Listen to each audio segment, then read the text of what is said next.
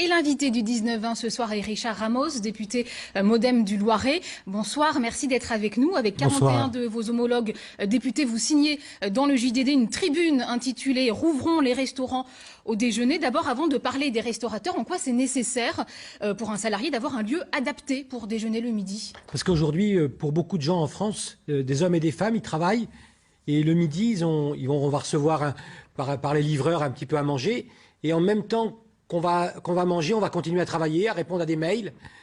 Cette pause déjeuner, c'est une pause psychologique nécessaire. Dans une journée, on a besoin de débrancher. Et donc, quand on va au restaurant avec ses collègues, on se dit, tiens, on va manger où? Et donc, on débranche.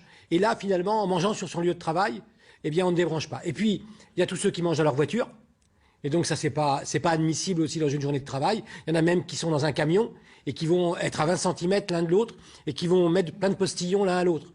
Et donc, c'est pour ça qu'il faut reprendre l'ouverture des restaurants le midi. Le déjeuner, une véritable coupure qui permet effectivement de déconnecter. Vous réclamez donc une réouverture au Premier ministre, une réouverture partielle des restaurants au 30 mars. Pourquoi le 30 mars? Parce que on laisse un peu de temps au temps. Vous avez vu le variant anglais qui était un peu compliqué.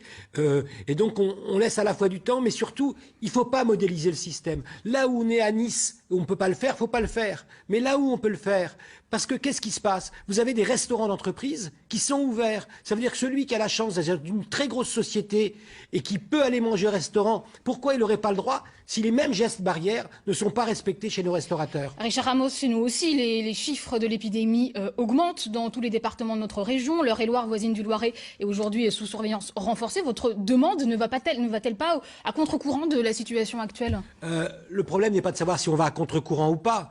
Le problème est de savoir si c'est juste ou pas. Pourquoi il y en a qui ont le droit de manger normalement le midi, dans des restaurants d'entreprise et dans des grosses sociétés, et quand je travaillerai dans une petite PME, je n'ai pas le droit. Et puis il y a un dernier point en région Centre-Val de Loire qu'on connaît bien, c'est qu'avant la crise Covid, on n'avait déjà pas de personnel en restauration. Ils sont partis où aujourd'hui? Ils travaillent dans les usines. Et donc si on ne les remet pas un peu au travail également, ils vont continuer à aller travailler en usine, s'apercevant qu'ils n'ont pas besoin de travailler le week-end, et on aura une pénurie de main-d'œuvre qui était déjà là avant la Covid. Et ça va être dramatique pour nos restaurateurs. Et donc je pense que tous les salariés ont besoin qu'on reprenne travailler le midi en respectant les gestes barrières. Certains établissements se retrouvent dans un gouffre financier aujourd'hui. On a entendu dans le reportage ces restaurateurs contraints de se réinventer, de se reconvertir. Pour eux, c'est autant une crise économique qu'une crise existentielle, en quelque sorte.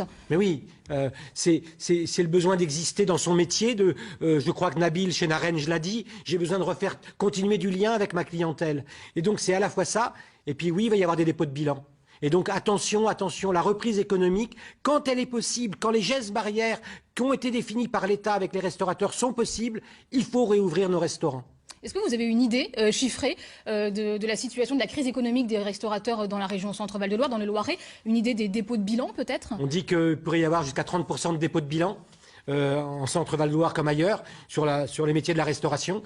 Donc il faut être très très attentif. Et puis je vous le dis, hein, un restaurant qui ferme à Orléans, peut-être qu'après-demain, il y en aura un autre qui s'ouvre. Mais un qui ferme dans la ruralité, dans le Loiret ou ailleurs, il ne réouvre pas. Et donc faites attention à ce que nos campagnes ne soient pas encore plus désertes d'endroits où on pourra aller déjeuner ou aller manger avec nos enfants ou nos collègues. Effectivement, la ruralité, c'est encore un autre sujet très important. Merci beaucoup en tout cas, Richard Ramos, d'être venu nous parler de votre tribune signée hier dans le JDD.